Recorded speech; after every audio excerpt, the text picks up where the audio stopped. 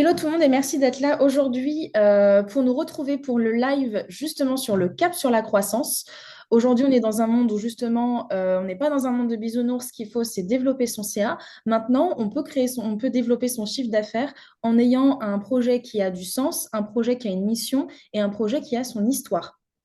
Moi, je me présente, je m'appelle Sharon et je suis connue sous l'entrepreneuriat sans filtre qui montre les coulisses d'une entrepreneur et freelance qui, justement, capte sur le storytelling, l'émotion et la stratégie commerciale pour développer des projets qui ont du sens. En 2025, ce qui fait vendre, c'est l'humain.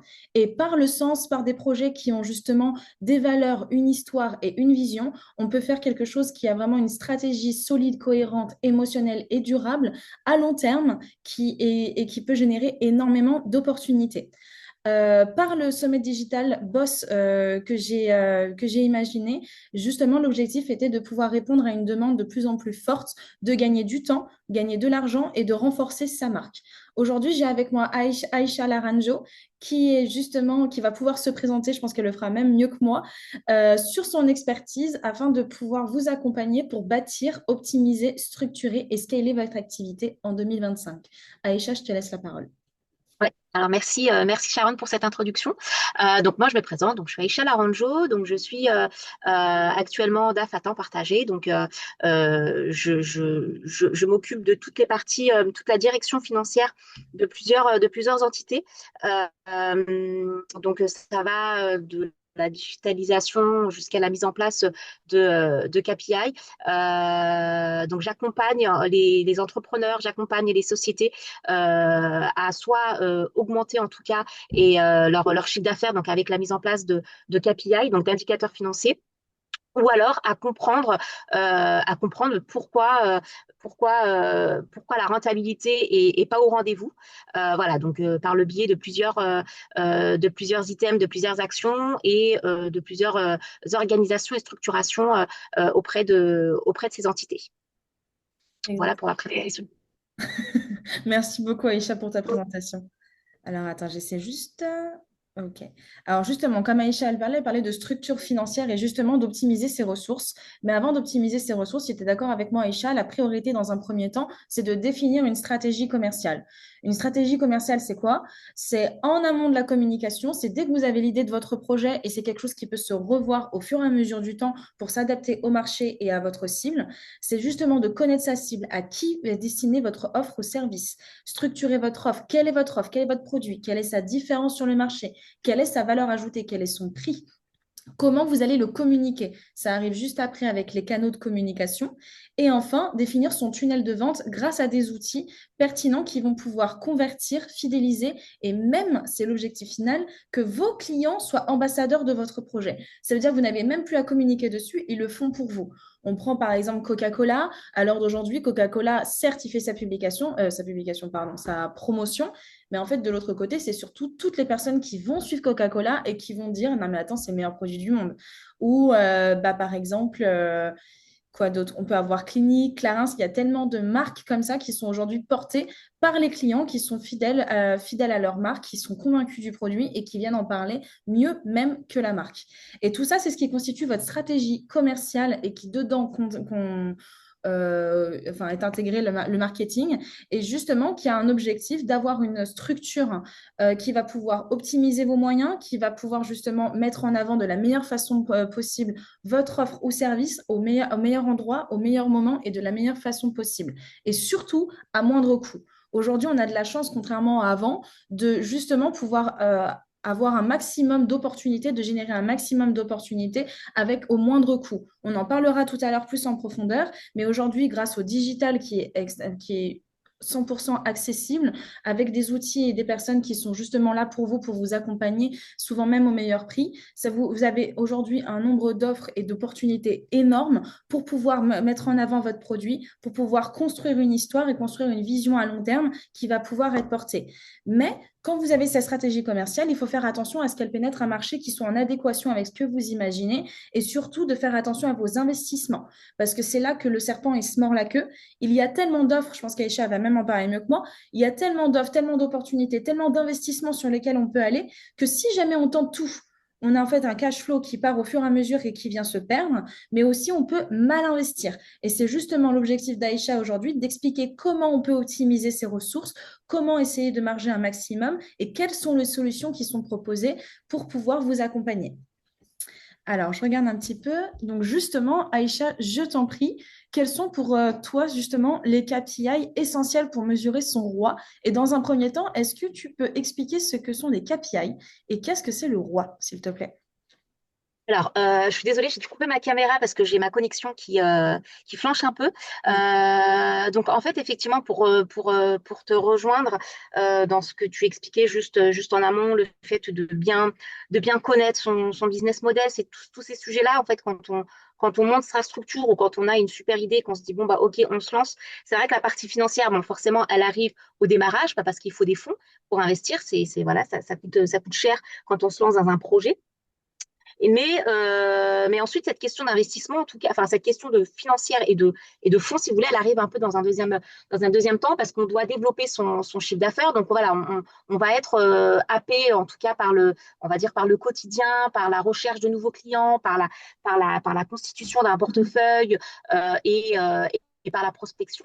Et souvent, je me rends compte que la structuration et la partie financière arrivent vraiment quand on sent que l'entrepreneur, le dirigeant, peu importe comment on l'appelle, est un peu à bout de souffle et a plus du tout cette visibilité sur qu'est-ce que je dégage comme chiffre d'affaires, quel est mon retour sur investissement. Donc, la mise en place de KPI, donc les KPI, c'est des indicateurs financiers essentiels pour pouvoir suivre sa croissance, pour pouvoir suivre sa productivité. Donc, il y en a une multitude. Après, il y en a certains qui reviennent tous à chaque fois et qu'il est important de suivre régulièrement. Donc après, tout va dépendre aussi de la taille de la structure, ça va dépendre aussi du secteur d'activité. Mais moi, je préconise souvent, par exemple, pour tout ce qui va être suivi du chiffre d'affaires, taux de conversion, si on est sur une saisonnalité de chiffre d'affaires ou si on est sur un chiffre d'affaires récurrent.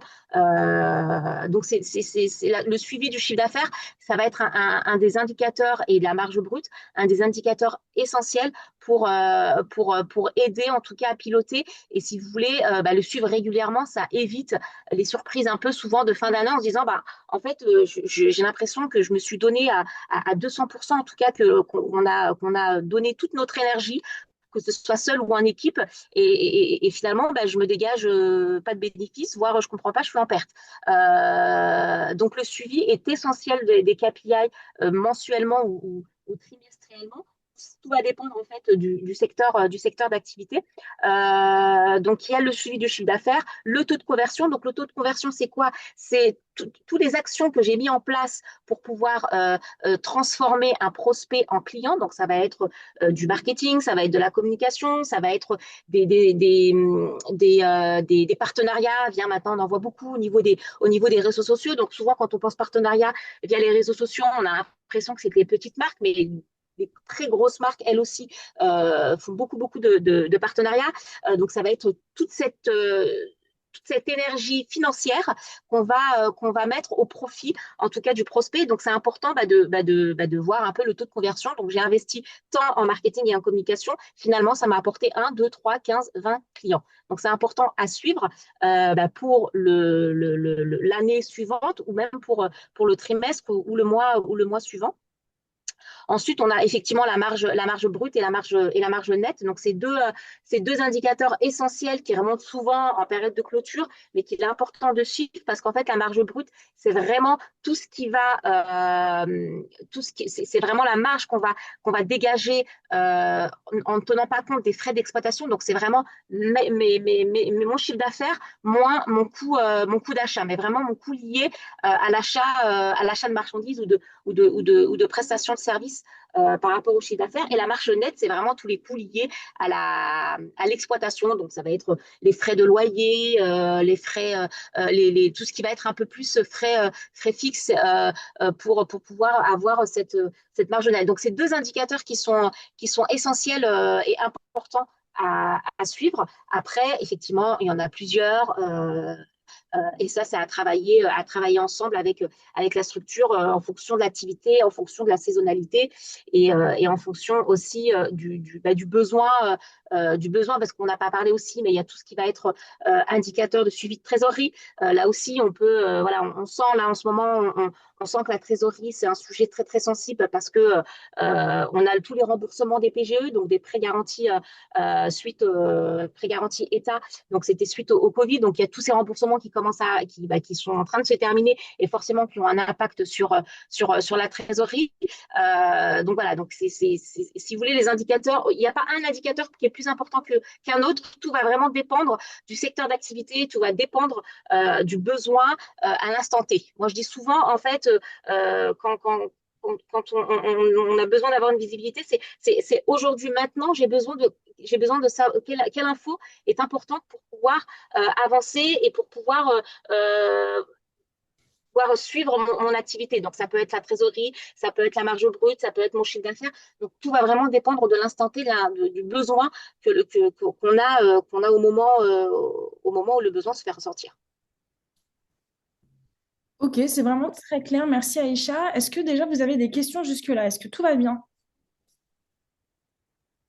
Alors, ouais, oui, c'est hyper intéressant, c'est hyper complet. Est-ce que c'est revu, on peut revoir avec le temps tous ces KPI, ça se dit KPI? Oui, c'est ça. En anglais, oui, c'est le KPI. Sinon, tu peux dire les indicateurs, c'est des indicateurs financiers. D'accord. Et pour les freelances, comment ça se passe? C'est le même principe. On a besoin de tout ça aussi? Bah, en fait, quand tu es freelance, après, c'est différent parce qu'en termes d'indicateurs et même de flux financiers, c'est très, très, très allégé et très light. Mais oui, en tant que freelance, tu as quand même besoin d'identifier si tu as une saisonnalité. Ah, ok, je sais qu'entre avril et juin, c'est le haut de la période, ou à l'inverse, entre juillet, août, c'est une période un peu plus creuse. Donc, tu as besoin aussi d'avoir cette saison, de comprendre en tout cas d'avoir cette saison et de suivre cette saisonnalité pour pouvoir pallier, par exemple, quand tu sais que tu rentres dans une période creuse, et ben, pour pouvoir pallier à ça. Donc ça, j'entends chiffre d'affaires, mais j'entends aussi trésorerie. Après, en tant que freelance, tu peux aussi avoir le suivi de tes charges fixes, parce que là aussi, tes charges fixes, elles, tu sois en période creuse ou en période haute, elles ne bougent pas, elles sont fixes, donc elles sont redevables. Donc oui, moi je conseille aussi, même en tant que freelance, bah, après c'est à échelle beaucoup plus réduite, hein, de suivre les indicateurs. Après, tout va dépendre aussi le secteur d'activité. Si tu es freelance pour un secteur bien défini, où il y a une vraie saisonnalité, où tu as un vrai besoin bien spécifique, ça va être un indicateur. Mais oui, oui, enfin, c'est important de les suivre. Après, ça se fait au fil de l'eau, hein. Souvent, c'est dès que tu as fait une année complète, donc souvent un cycle complet comptable, bah là, tu peux tout de suite, arbitrer et tu peux tout de suite, en tout cas, identifier les indicateurs dont tu as besoin pour l'année d'après.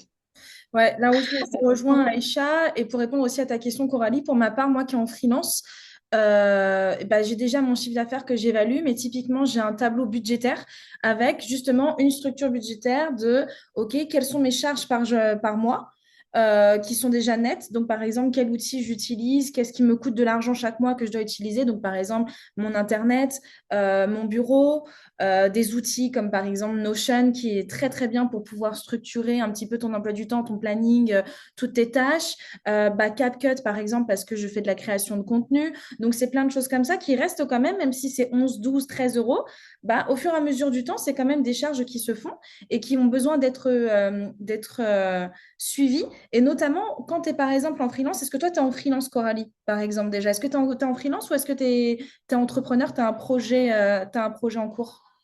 Je suis en micro-entreprise, En en micro-entreprise. freelance. Je suis D'accord. en solo, ouais.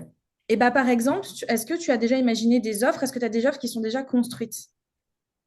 Non, j'y réfléchis, mais c'est compliqué. C'est pas une chose très simple à faire.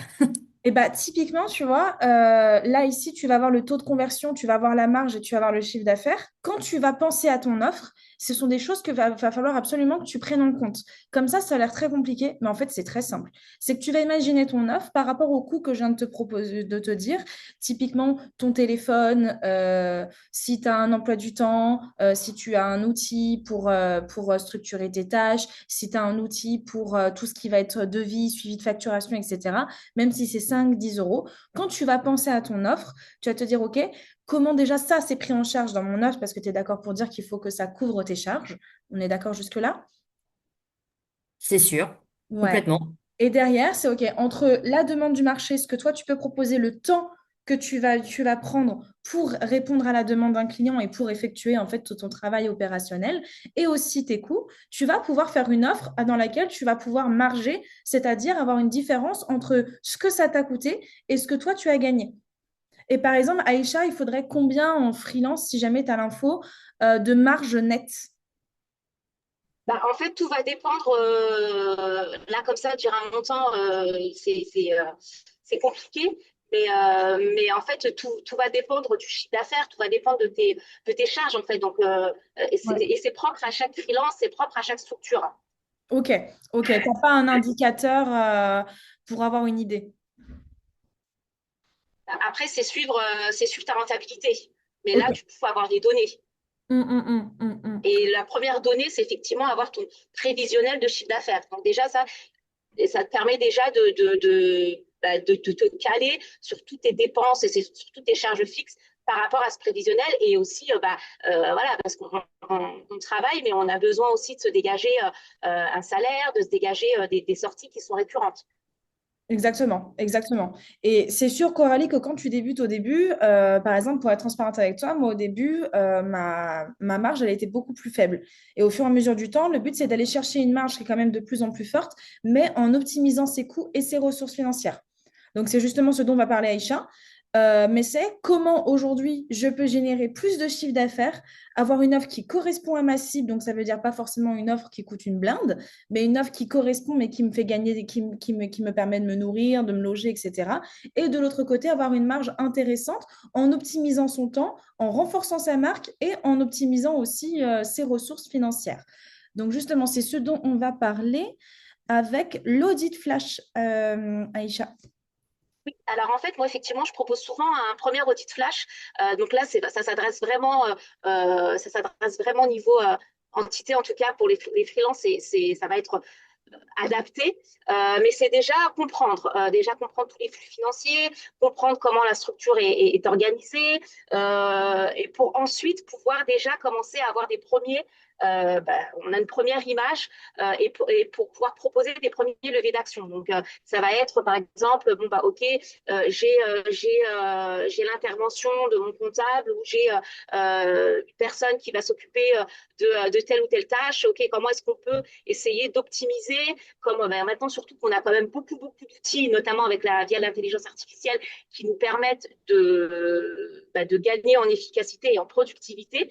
Donc, cet audit flash va déjà, c'est pour poser les premières bases et pour déjà avoir ce regard un peu extérieur et beaucoup plus objectif, parce que quand on est dans le flux quotidien, on n'a pas le temps, on a la tête dans le guidon, on est là pour faire du chiffre d'affaires, pour avoir des nouveaux clients, pour pouvoir tenir sa marge. Donc, on n'a pas le recul nécessaire. Et souvent, moi, je dis aussi que les équipes en interne n'ont pas ce recul et souvent, on se retrouve à réaliser, si vous voulez, des tâches que finalement, l'outil nous permet un outil bien spécifique qui n'a pas forcément un coût exorbitant, peut très bien traiter la tâche au quotidien et pouvoir dégager Ah, on t'entend plus, Aïcha. moins chronophage.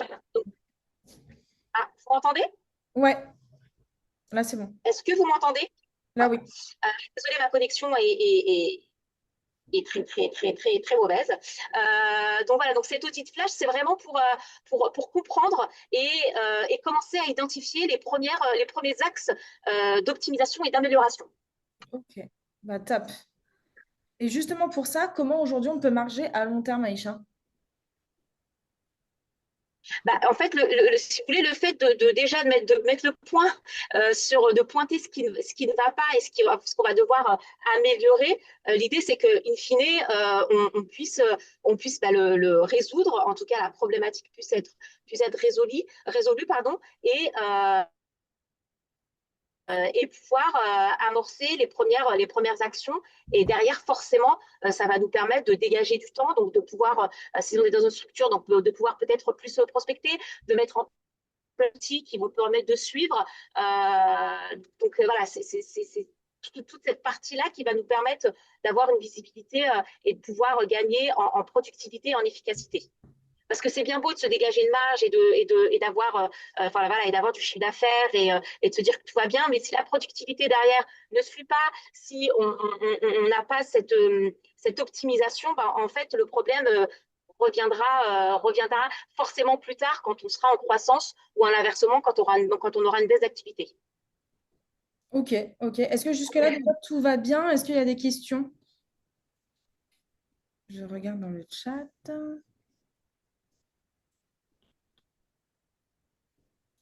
C'est top. Ok, super. Euh, alors, attends, juste Aïcha, donc du coup, tu parlais, toi, est-ce que tu peux juste me dire la dernière phrase que tu as dite, s'il te plaît? Ou enfin, Dernière phrase que j'ai dite.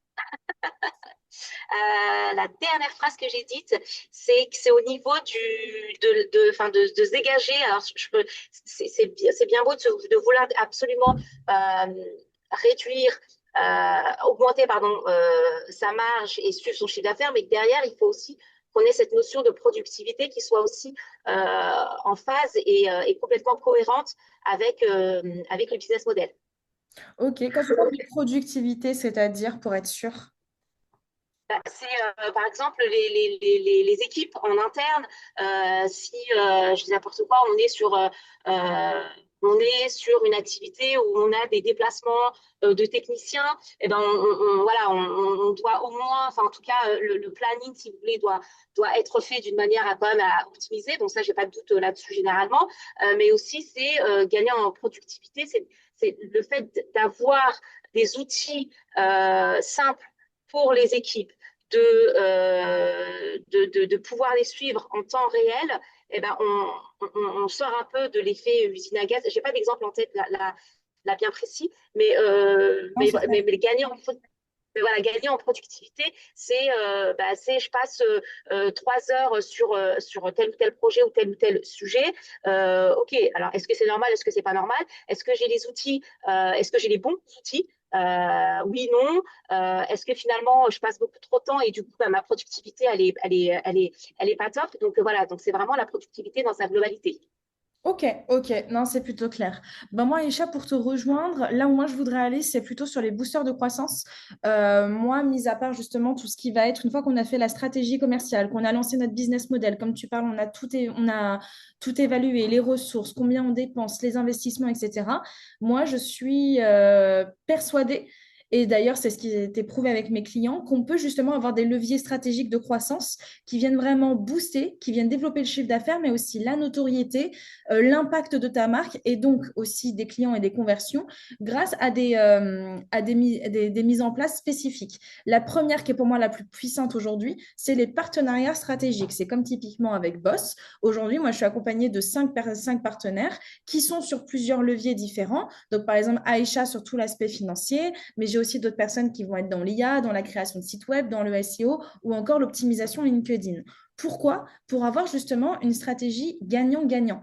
Pourquoi? Parce que justement, aujourd'hui, ce qui vient faire l'union, enfin, j'allais dire, enfin, c'est pas une rêve, c'est ce que je pense, mais c'est juste que c'est vrai que l'union fait la force, on pense à Star Wars, mais c'est pour le coup le cas. Parce que si on met en valeur aujourd'hui quelqu'un, si on sublime quelqu'un, automatiquement, nous, on vient se sublimer aussi parce qu'aujourd'hui, c'est justement souvent le mariage de deux expertises, le mariage de deux marques qui fait qu'on va pouvoir pénétrer des nouveaux marchés, on va pouvoir se faire connaître auprès de nouveaux prospects et on va pouvoir notamment aussi nous-mêmes renforcer notre marque et bénéficier de leur expertise pour pouvoir nous se structurer de mieux en mieux. Typiquement, moi, par exemple, je suis quelqu'un qui n'est pas très doué en IA, qui n'y connaissait pas grand-chose, mais avec peu d'informations, eh ben, je peux aujourd'hui pouvoir gagner, optimiser du temps temps sur ma production de contenu. Ou par exemple, avec Aïcha, de justement, tout à l'heure, je parlais de structure financière, et ben Aïcha a pu m'accompagner grâce à quelques petites questions et une mise au point de mon budget, de dire, OK, ça c'est bien, ça c'est moins bien. Parce qu'à l'heure d'aujourd'hui, la méthode de dire tout le monde est des requins et on vient un petit peu s'écraser pour mieux se sublimer, ça marche plus. Aujourd'hui, ce qui compte, c'est les coulisses, ce qui compte, c'est l'humain derrière la marque, et ce qui compte, c'est justement comment aujourd'hui ta bienveillance fait que tu te sublimes en sublimant les autres. Je ne sais pas si Aïcha, est d'accord avec moi. Oui, je suis complètement d'accord. Effectivement, maintenant, avec tous les outils qui existent, voilà, on peut échanger avec une personne qui est à l'autre bout du monde, enfin, sur un même sujet bien Ouais. spécifique. Et c'est vrai que l'accompagnement et l'échange de bonnes pratiques, pour moi, c'est fondamental aujourd'hui. On est complètement dans une nouvelle ère. Voilà, l'intelligence artificielle est en train de tout chambouler, mais comme l'arrivée d'Internet, hein, Ouais. dans les années, je ne sais plus dans quelle année, mais j'étais très petite. Mais, enfin voilà, donc on est en pleine transformation digitale, on est vraiment en phase de mutation sur pas mal de sujets. Et c'est vrai que ben moi, je le ressens, c'est que l'accompagnement, la bienveillance est quelque chose qui est de plus en plus mis en avant. Et au contraire, on n'est plus effectivement dans ce monde un peu de requin où je vais t'écraser pour pouvoir avancer. Donc, effectivement, je te rejoins complètement sur cet aspect-là. Bah merci Aïcha, c'est exactement ça. C'est aussi, il y a un mot qui est très important, un mot-clé qui est la synergie. La synergie, elle est encore mal comprise à l'heure d'aujourd'hui parce que finalement, on regarde son intérêt personnel. Mais souvent, la plus forte, c'est quand vraiment on vient allier les deux forces. Typiquement, avec des partenariats, alors il y a différents types. Il y a celui qui va être gagnant-gagnant, mais évidemment qu'un intérêt, c'est celui d'une marque qui, par exemple, quand on le voit, il y a toute la méthode du GC aujourd'hui, où on vient vraiment mettre en avant une marque avec, par exemple, de la production de contenu et puis on utilise son produit. Par exemple des boucles d'oreilles, ce genre de choses-là. Et en fait, c'est un petit peu un levier pour eux parce qu'ils sont repérés. Mais il y a aussi tout simplement aussi de venir s'accompagner et d'avoir les deux personnes qui vont être qui vont être mises en avant et qui vont pouvoir proposer une offre collaborative. Et justement, c'est ce qu'on propose avec Aïcha, dont on va revenir derrière. Mais il ne faut pas douter des partenariats. C'est pas parce que vous allez sublimer quelqu'un d'autre que vous allez être écrasé. Si vous savez raconter votre histoire, que vous savez mettre en avant le sens de votre projet et que surtout votre complémentarité, c'est ce qui fait la différence pour quelqu'un, c'est là où ça va fonctionner. Et justement, avec ça, on peut avoir les partenariats stratégiques qui vont être justement du co-branding, donc justement mêler les images de marque et la visibilité. On va pouvoir aussi avoir les événements qui sont à plusieurs et qui vont pouvoir justement activer un maximum de leviers, que ce soit justement dans la production de contenu, que ce soit pour attirer de nouveaux prospects, pour attirer des marques, pour attirer des mécènes, des subventions. Il y a aujourd'hui, tout à l'heure, Aïcha parlait de chiffre d'affaires récurrent et saisonnier. Quand on organise un événement, c'est un levier stratégique particulier qui va demander une autre gestion financière, une autre structure, mais du coup qui vient aussi alimenter vos revenus sur sur un autre levier. Je ne sais pas si c'est clair ce que je viens de dire. Parce que là, je me suis un petit peu emballée. Est-ce que tout est clair? Ok, tout est clair, top. Donc, on a les organisations d'événements, on a le financement alternatif. C'est quoi? C'est le crowdfunding. Ça va être les réseaux de business angels. Ça va être les levées de fonds, qui est un petit peu qui est similaire, mais avec une toute petite différence. Et aussi le mécénat, qui sont que si vous sensibilisez par rapport à votre projet, si, comme tout à l'heure, j'insiste à chaque fois, je parle de sens, je parle de vision et je parle d'histoire. Mais si jamais vous arrivez à embarquer les personnes avec vous, ces personnes sont capables de pouvoir vous donner de l'argent parce que justement, elle veut suivre votre projet et elle veut que vous développiez. Et évidemment, il y a une stratégie gagnant-gagnant derrière ou pas. D'ailleurs, le crowdfunding, ça n'en est pas. Est-ce que vous savez c'est quoi le crowdfunding déjà? Eh ben justement, j'allais demander. Alors, je pense qu'Aïcha va mieux en parler que moi au cas où. Si jamais Aïcha, tu veux présenter, moi, je viens alimenter derrière. Pardon, le crowdfunding, c'est ça? Ouais, Alors moi, je ne l'ai pas avec un suffisamment. magnifique anglais. Je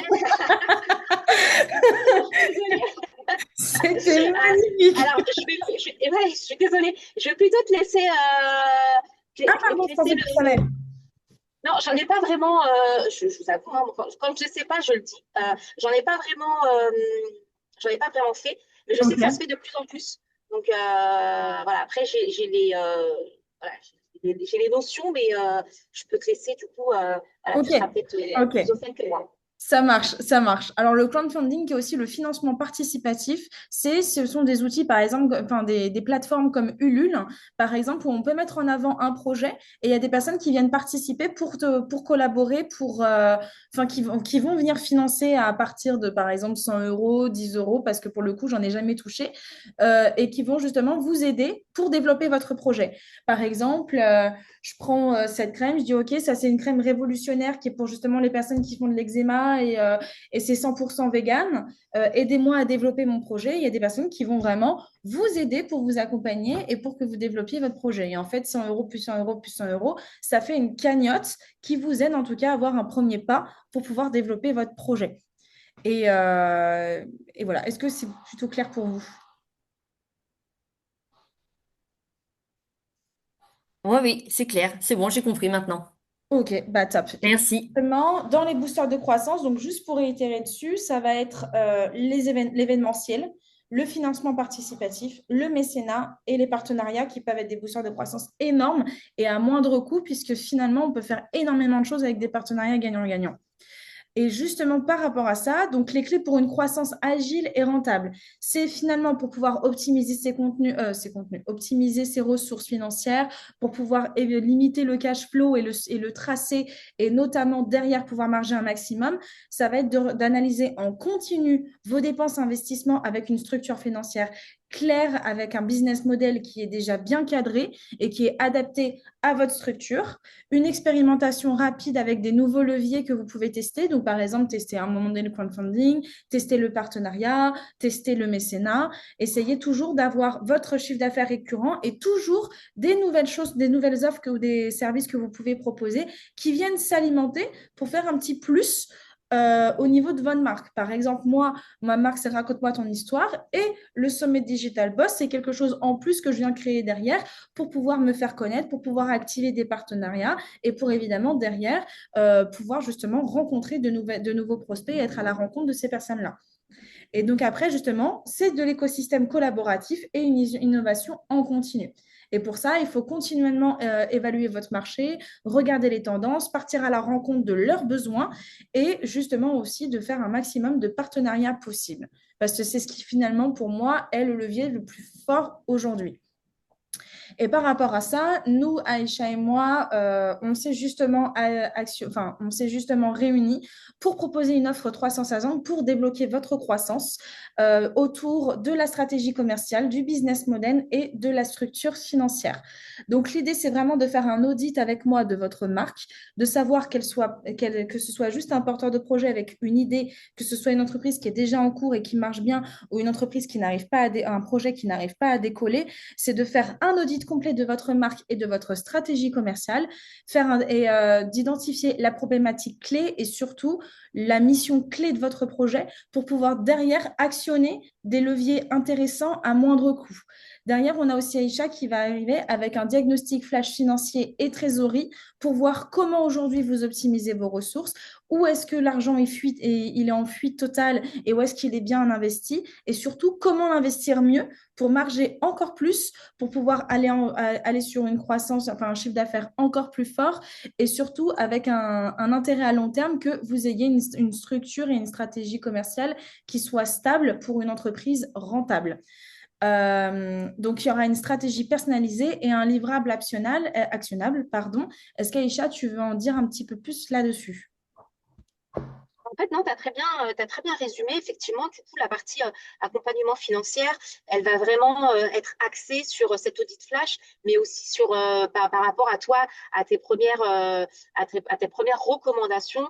Comment est-ce qu'on peut déjà ce qui est possible, ce qui est réalisable, ce qui est atteignable. Je dis souvent, voilà, quand on se lance ou quand on veut en tout cas ajuster sa croissance, on a plein d'idées, mais derrière, financièrement, ça a du mal à suivre ou ça ne suit pas ou ça suit, mais finalement, c'est pas l'attendu est faible par rapport, enfin l'attendu, le résultat est faible par rapport à l'attendu.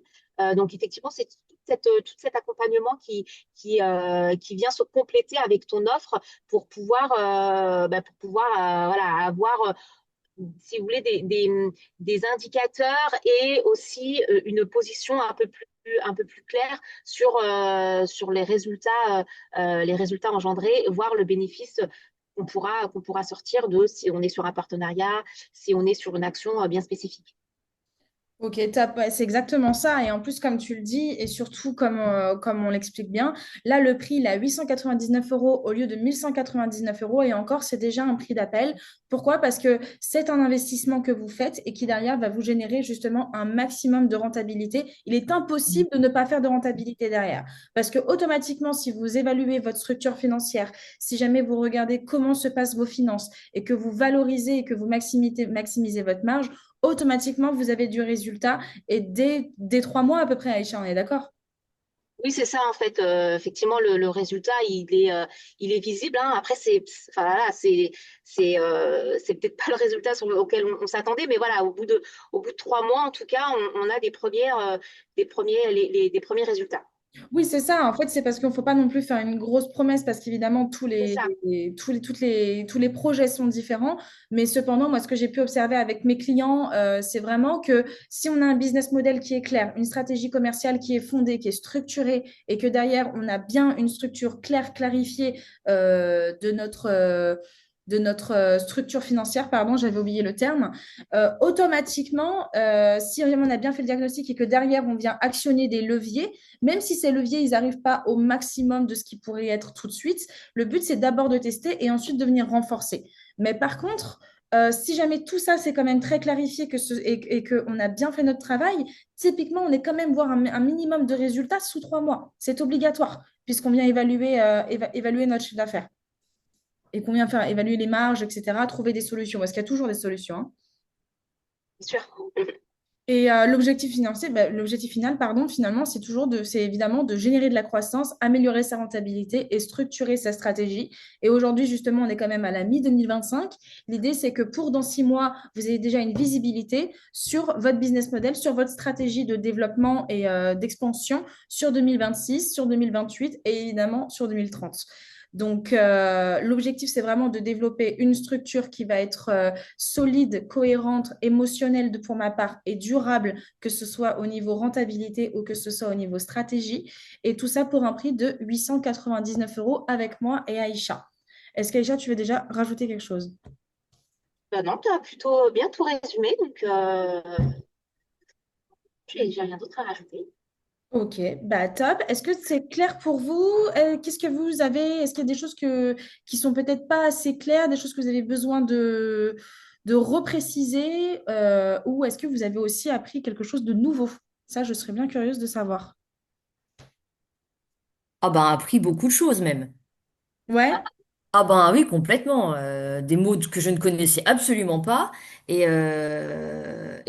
j'avoue avoir eu un petit peu peur parce que je me suis dit, au financier, ça va être compliqué à comprendre. Ça va être plein de choses un peu techniques où je vais me perdre. Et non, c'était très clair. C'était top, quoi, bravo. merci beaucoup, Coralie, J'ai pour ton appris beaucoup de partage. choses et oui, effectivement, je comprends oui, que le suivi, quelle que soit la structure, même une toute petite entreprise comme la mienne, par le fait, est toute récente, il faut quand même avoir toujours un œil dessus et tout bien surveiller, quoi. Bah, écoute, merci beaucoup, Coralie, pour ton partage. N'hésite pas à prendre un rendez-vous découverte avec nous pour Ok, pouvoir en parler plus par rapport à ton projet. Cette offre, elle est valable pendant un mois, donc jusqu'au 30. d'accord. Et tu peux déjà revoir le live, enfin, le replay du live si tu veux pour repréciser un petit peu certaines choses. Et on t'enverra notamment la présentation pour que tu l'aies avec toi. Le but, c'est vraiment de vous accompagner, que vous appreniez un maximum et que vous repartiez avec des bagages en main pour pouvoir vous développer, surtout en 2025. C'est super, merci beaucoup. Ben, écoutez, si vous n'avez pas Et d'autres à toi. questions, on va pouvoir se laisser. Et moi, je vous envoie dès maintenant bah, la présentation de l'offre. Et puis, n'hésitez pas, notamment, bah, typiquement Coralie, à nous rejoindre sur tous les autres replays du live pour justement partir avec un maximum de bagages et se développer en 2025. Avec plaisir. Et merci à vous deux, Super. hein, c'était très clair, c'était parfait. C'est gentil. Merci beaucoup. Super. Au revoir, les filles. Merci. Et merci À Aïcha. très vite. Merci Aïcha pour ta Merci. confiance. Merci à toi. À très vite. À Au très vite. revoir. Au revoir.